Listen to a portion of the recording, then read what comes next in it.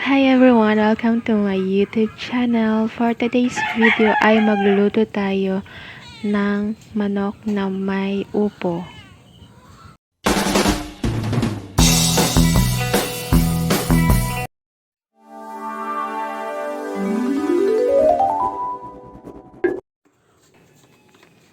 Kapag nahugasan na natin ang manok at ang upo at na-slice na natin ito, umpisahan na natin ang paggisa. Ayan, naglagay na tayo ng mantika sa ating paglulutuan. Painitin lang natin ito. At kapag mainit ng mantika, ilagay na natin ang hiniwang luya.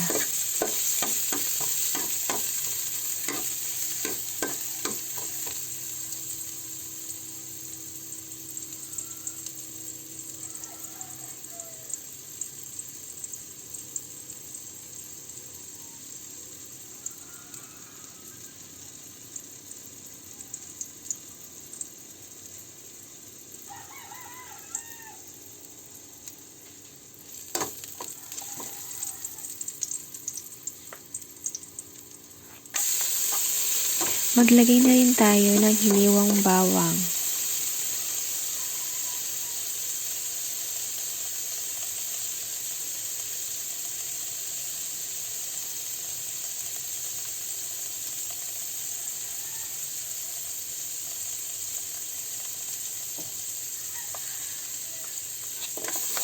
Maglagay na rin tayo ng hiniwang sibuyas.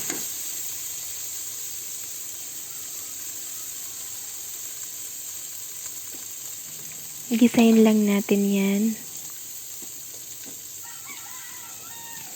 Ayan, sa mga nakawat na po sa part na to at hindi pa po kayo nakasubscribe, please do subscribe na po para madagdagan naman ang ating mga subscribers. And paki-like na rin po pala itong video. Thank you and God bless.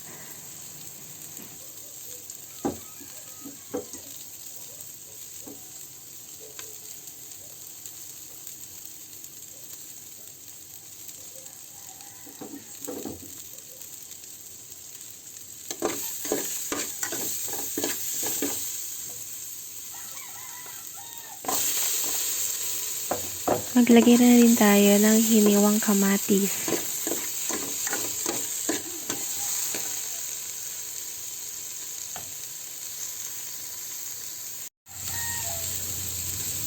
Ayan, kapag luto na yung kamatis, ilagay na natin ang manok.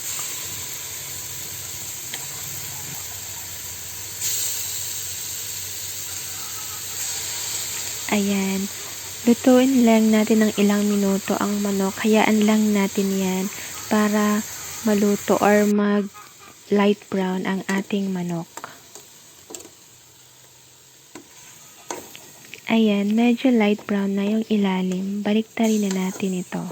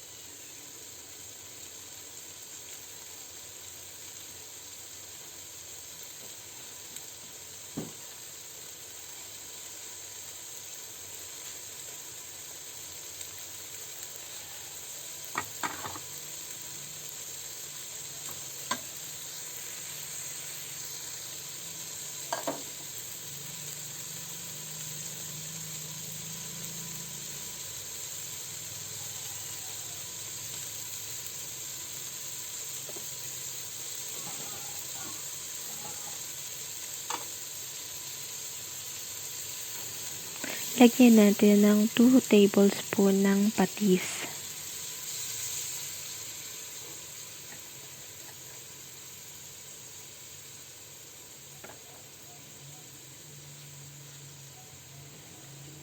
Ayan, takpan natin ng mga 2 minutes lamang para medyo maluto pa yung manok.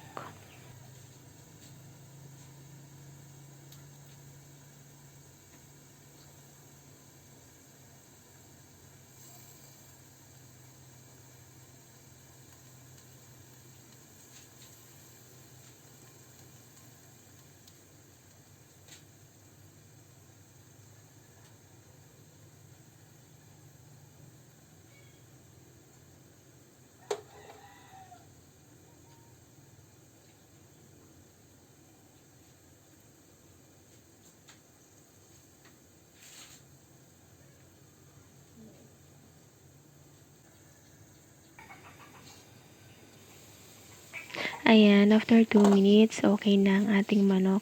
Hindi mo na makikita yung dugo ng manok. Naluto na siya.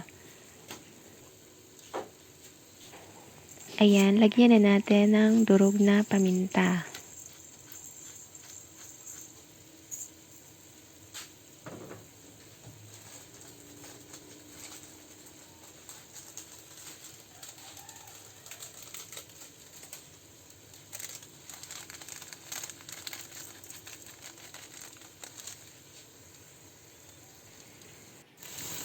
Ayan, lagyan na rin natin ng pampalasa at haluin na natin yan.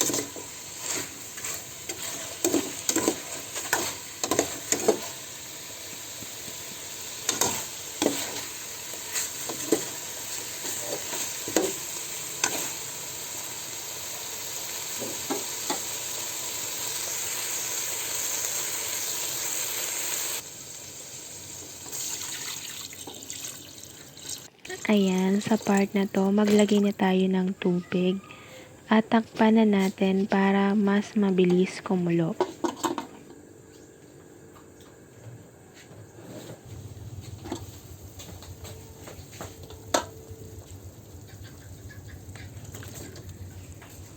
Ayan, kapag kumulo na, ilagay na natin ang hiniwang upo.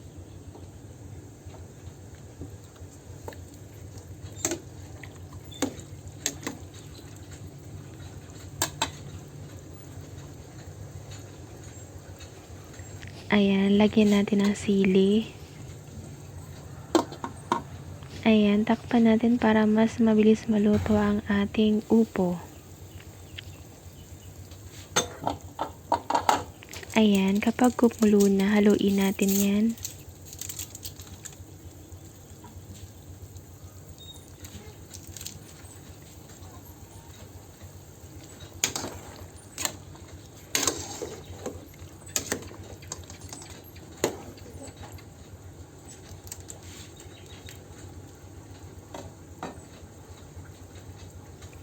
Ayan, lagyan natin ng buong chicken broth cube.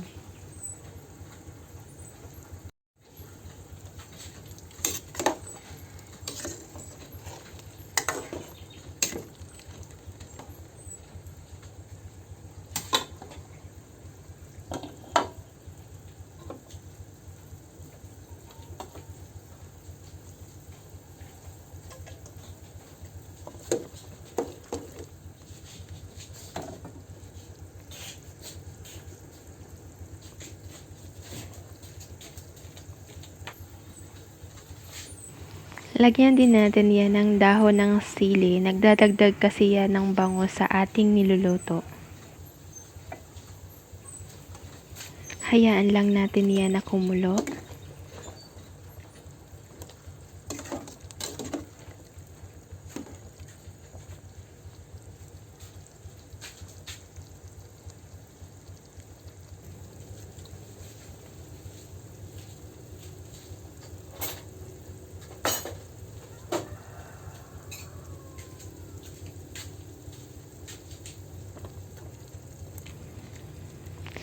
Ayan, tikman na natin ang ating niluluto kung okay na ba ang lasa. Kung kulang pa sa asin ay maglagay na lang din tayo.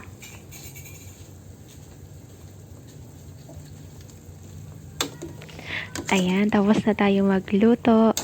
Thank you for watching, guys. Don't forget to like, share, and subscribe. And pakihit na rin ang notification bell for more updates. Thank you and God bless. Bye!